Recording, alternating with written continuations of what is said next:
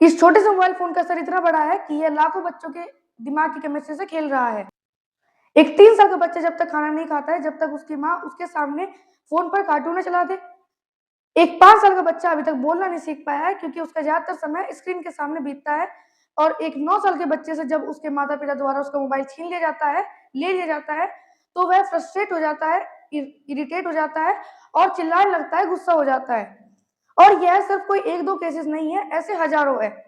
यह एक ऐसी महामारी है जो कि सभी घरों के अंदर लगभग फैली हुई है, और इस महामारी का शिकार अभी तक लाखों बच्चे हो चुके हैं, और अभी भी और बच्चे इसका शिकार होते जा रहे हैं। खास बात तो यह है कि हम में से ज्यादातर लोग इसको एक बीमारी मानते ही नहीं है, क्योंकि यह बुखार की तरह सामने नहीं दिखाई देती है। यह बीमारी धीरे धीरे बच्चे से उसकी सामाजिक क्षमता, बचपन, भाषा और उसका ध्यान छीन लेती है। आज की वीडियो के अंदर हम यह जानेंगे कि ये स्क्रीन एडिक्शन का असली सच है क्या, कैसे मोबाइल और टैबलेट बच्चों के मस्तिष्क को प्रभावित करते हैं, क्यों दुनिया भर के वैज्ञानिक इसे एक गंभीर समस्या मान रहे हैं, और सबसे महत्वपूर्ण बात, इसका समाधान क्या है। सबसे पहले 2 पीढ़ियों की कहानी। एक पल के लिए कल्पना कीजिए, साल 1995, एक भारतीय मध्यम वर्गीय परिवार। शाम के 7 बजे पिता ऑफिस से लौट चुके हैं, माँ रसोई में काम निपटा रही है, बेटी अपना होमवर्क कर रही है, छोटा बेटा खिलौनों से खेल रहा है। टीवी है लेकिन दिन भर नहीं चलता। घर में बातचीत है, हंसी है, बहस है, रिश्तों में रिश्तों की गर्माहट है। अब उसी दृश्य को 2025 में देखिए। पिता मोबाइल पर न्यूज स्क्रॉल कर रहे हैं, माँ वेब सीरीज देख रही है, बेटी सोशल मीडिया पर है और छोटा बेटा यूट्यूब शॉर्ट्स देख रहा है। 4 लोग एक कमरे में मौजूद है, लेकिन चारों की दुनिया अलग है। कोई किसी से बात नहीं कर रहा, कोई किसी को सुन नहीं रहा, सिर्फ स्क्रीन की नीली रोशनी चेहरे पर पड़ रही है। पहली नजर में यह सब सामान्य लगता है, लेकिन यही से ही शुरू होती है एक बड़ी समस्या की। दूसरा, हम बात करते हैं कि बच्चों का दिमाग कैसे बनता है। जब एक बच्चा पैदा होता है तो उसका दिमाग पूरी तरह विकसित नहीं होता है। जन्म के बाद के शुरुआती 5 साल उसके जीवन के महत्वपूर्ण साल होते हैं। इसी दौरान उसका मस्तिष्क हर साल लाखों न्यूरो कनेक्शन बनाता है। बच्चा सीखता है मुस्कुराना, बोलना, समझना, महसूस करना, दूसरों से जुड़ना और दुनिया को जानना। लेकिन यह सब स्क्रीन देखकर नहीं होता, यह सब इंसानों के साथ बातचीत से होता है। जब माँ अपने बच्चे की आंखों में देखकर बात करती है, जब पिता उसे गोद में उठाते हैं, जब दादा दादी कहानी सुनाते हैं, तब उसका मस्तिष्क विकसित होता है। वास्तविक दुनिया ही बच्चे की सबसे बड़ी शिक्षक होती है। तीसरी, हम बात करते हैं कि स्क्रीन इतनी आकर्षक क्यों लगती है।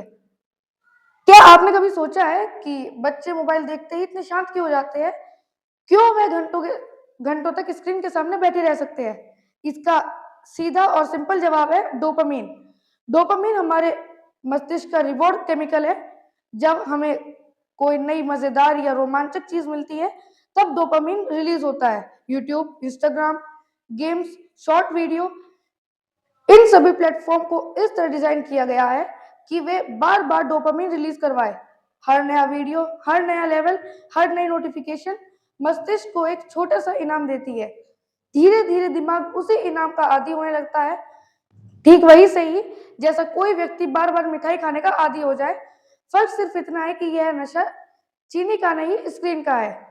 अब हम बात करते हैं आरव की कहानी की। गुरुग्राम का 9 साल का आरव, उसके दोनों माता पिता नौकरी करते थे। जब आरव केवल 1 साल का था, तब उसे शांत रखने के लिए मोबाइल फोन दिया जाता था। शुरुआत में सब आसान लग रहा था, बच्चा रोता नहीं था, आराम से खाना खा लेता था, माता पिता अपना काम कर पाते थे। लेकिन धीरे धीरे चीजें बदलने लगी। जब आरव बिना फोन के खाना नहीं खाता था, बिना फोन के सोता नहीं था, बिना फोन के शांत नहीं रहता था, और 4 साल की उम्र तक उसे अपना स्मार्टफोन मिल गया। बाहर खेलने की जगह उसने स्क्रीन को चुना, दोस्तों की जगह डिजिटल दुनिया को चुना। कुछ साल बाद उसकी आंखों पर चश्मा लग गया, फिर सिर दर्द शुरू हुआ, फिर गुस्सा बढ़ा, और आखिरकार स्थिति यहाँ तक पहुंच गई कि जब फोन छीना जाता था तो वह हिंसक व्यवहार करने लगा। यह कहानी काल्पनिक लग सकती है, लेकिन ऐसी हजारों कहानियां दुनिया भर में मौजूद है। अब हम बात करते हैं कि जो स्क्रीन है वो हमारी आंखों पर हमला कैसे करती है। मानव आंखें प्रकृति को देखने के लिए बनी है, पेड़ों को देखने के लिए, आसमान देखने के लिए, दूर तक देखने के लिए। लेकिन आज बच्चे घंटों, कुछ इंच दूर रखी स्क्रीन को घूरते रहते हैं। इसका परिणाम है मायोपिया, यानी दूर की नजर कमजोर होना। दुनिया भर में मायोपिया तेजी से बढ़ रहा है। विशेषज्ञ चेतावनी दे रहे हैं कि यदि यही स्थिति बनी रही तो आने वाले वर्षों में करोड़ों बच्चों को चश्मा लग सकता है। समस्या यह भी है कि बच्चे बाहर नहीं जा रहे, धूप नहीं मिल रही, प्राकृतिक रोशनी नहीं मिल रही और आंखों का प्राकृतिक विकास बाधित हो रहा है। अब हम बात करते हैं नींद की, जो स्क्रीन है उसकी वजह से नींद की चोरी कैसे होती है। क्या आपने देखा है कि बहुत से बच्चे रात देर तक जागते रहते हैं? इसके पीछे एक बड़ा कारण है स्क्रीन। हमारे शरीर में मेलाटोनिन नाम का एक हार्मोन होता है। यह हमें बताता है कि हमें सोने का समय हो गया है, लेकिन मोबाइल और टैबलेट की रोशनी मेलाटोनिन के उत्पादन को प्रभावित कर सकती है। परिणाम, नींद देर से आती है, गहरी नींद कम हो जाती है, सुबह थकान रहती है, ध्यान लगने में परेशानी होती है और पढ़ाई पर असर पड़ता है। एक बच्चे के लिए नींद उतनी ही जरूरी है जितना भोजन, लेकिन स्क्रीन चुपचाप उसकी नींद चुरा रही है। अब हम बात करते हैं कि जो बच्चा है वो स्क्रीन की वजह से बोलना क्यों नहीं सीख पाता है। एक माँ ने बताया कि उसकी बेटी 2 साल की उम्र में कुछ शब्द बोलने शुरू किए थे, फिर उसका अधिकांश समय स्क्रीन के सामने बीतने लगा। धीरे धीरे भाषा का विकास रुक गया। 5 साल की उम्र में वह पूरे वाक्य भी नहीं बोल पा रही है। यह समझना जरूरी है कि बच्चे केवल शब्द सुनकर नहीं सीखते, वे चेहरे पढ़ते हैं, होठों की हरकत देखते हैं, भावनाएं समझते हैं और बातचीत में भाग लेते हैं। स्क्रीन यह सब नहीं दे सकती है। स्क्रीन जानकारी दे सकती है, लेकिन इंसानी संवाद नहीं। और यही कारण है कि शुरुआती वर्षों में अत्यधिक स्क्रीन टाइम भाषा विकास को प्रभावित कर सकता है। अब हम बात करते हैं कि स्क्रीन की वजह से बच्चों का बचपन कैसे छीना जा रहा है। बचपन का मतलब है मिट्टी में खेलना, साइकिल चलाना, दोस्त बनाना, पेड़ों पर चढ़ना, हारना, जीतना, झगड़ना और फिर से दोस्ती कर लेना। लेकिन स्क्रीन के सामने बैठा बच्चा यह सब नहीं सीख पाता। उसका बचपन डिजिटल अनुभवों में बदल जाता है। वह दुनिया को महसूस करने के बजाय उसे केवल देखता है, और यही सबसे बड़ा नुकसान है, क्योंकि बचपन दोबारा नहीं आता है। अब हम बात करते हैं ADHD का बढ़ता खतरा। अब सवाल उठता है कि आखिर स्क्रीन बच्चों के दिमाग में ऐसा क्या कर रही है।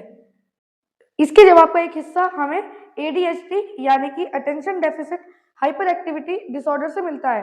ADHD एक ऐसी स्थिति है जिसमें बच्चे को लंबे समय तक किसी एक काम करने पर ध्यान केंद्रित करने में कठिनाई होती है। वे जल्दी बोर हो जाते हैं, बार बार ध्यान भटकता है और कई बार अत्यधिक बेचैनी या हाइपर एक्टिविटी भी दिखाई देती है।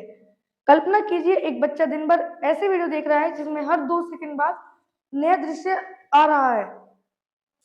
हर कुछ सेकंड में नया रंग, नई आवाज, नई उत्तेजना, नया रोमांच। अब वही बच्चे जब स्कूल में किताबें खोलता है जहां एक पेज पर कई मिनट तक ध्यान देना पड़ता है, तो उसका दिमाग उसे उबाऊ महसूस करता है, यानी कि बोरिंग महसूस करता है। क्यों? क्योंकि उसका मस्तिष्क लगातार हाई सिमुलेशन का आदी हो चुका है। धीरे धीरे वास्तविक दुनिया की सामान्य गतिविधियां उसे नीरस लगने लगती है। होमवर्क बोरिंग, किताबें बोरिंग, क्लासरूम बोरिंग, लेकिन स्क्रीन नहीं। यही वह जगह है जहां समस्या शुरू होती है। स्क्रीन बच्चे के दिमाग को लगातार उत्तेजना की आदत डाल रही है। अब हम बात करते हैं शब्द की जिसने हाल के वर्षों में दुनिया भर के विशेषज्ञों का ध्यान खींचा है, वर्चुअल ऑटिज्म। सबसे पहले यह समझना जरूरी है कि वर्चुअल ऑटिज्म कोई मेडिकल टर्म नहीं है, लेकिन कई विशेषज्ञ इस शब्द का उपयोग उन बच्चों के लिए करते हैं जो अत्यधिक स्क्रीन एक्सपोजर के कारण ऑटिज्म जैसे बिहेवियर प्रदर्शित करने लगते हैं, जैसे कि आंखों में आंखें डालकर बात न करना, लोगों में रुचि कम होना, भाषा विकास में देरी, नाम पुकारने पर प्रतिक्रिया कम देना, भावनात्मक जुड़ाव की कमी। यह सब क्यों होता है?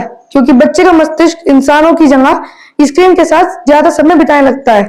वह चेहरे पढ़ना नहीं सीखता, भावनाएं समझना नहीं सीखता, सामाजिक संकेतों को पहचानना नहीं सीखता। परिणाम स्वरूप उसका सामाजिक विकास प्रभावित हो सकता है। याद रखिए, एक बच्चा स्क्रीन देखकर इंसान नहीं बनता, वह इंसानों के साथ समय बिताकर इंसान बनता है। अब हम इस कहानी के सबसे खतरनाक किरदार तक पहुंच चुके हैं, जिसका नाम है एल्गोरिदम। जब आप YouTube खोलते हैं, जब आप Instagram स्क्रॉल करते हैं, जब कोई वीडियो खत्म होता है और दूसरा वीडियो अपने आप शुरू हो जाता है, तो ये सब कोई संयोग नहीं है। इसके पीछे काम कर रही होती है एक अत्यंत शक्तिशाली कृत्रिम बुद्धिमत्ता यानी कि आर्टिफिशियल इंटेलिजेंस, जिसका केवल एक लक्ष्य है आपका ध्यान अधिक से अधिक समय तक उसके प्लेटफॉर्म पर बनाए रखना। हर एक क्लिक रिकॉर्ड होता है, हर वीडियो रिकॉर्ड होता है, आप कितनी देर रुके यह रिकॉर्ड होता है, आप कब हंसे, कब स्क्रॉल किया, किस चीज पर रुके, सब रिकॉर्ड होता है। फिर एल्गोरिदम आपको वही दिखाता है जो आपको सबसे ज्यादा समय तक बांध सके।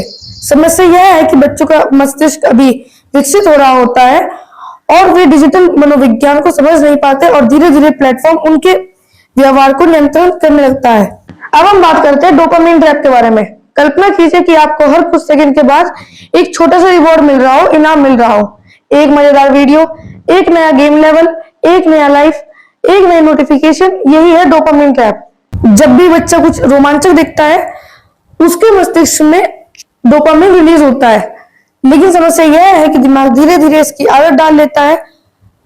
अब पहले जितनी खुशी पाने के लिए और ज्यादा स्क्रीन टाइम चाहिए, और ज्यादा वीडियो चाहिए, और ज्यादा गेम चाहिए, और ज्यादा उत्तेजना चाहिए। यही कारण है कि कई बच्चे केवल 10 मिनट के लिए फोन नहीं मांगते हैं, वे घंटों तक उससे चिपके रहते हैं, क्योंकि अब वे कंटेंट नहीं देख रहे हैं, अब वे अपने अगले डोपामिन हिट की तलाश कर रहे हैं। अब हम बात करते हैं माता पिता की सबसे बड़ी गलती के बारे में।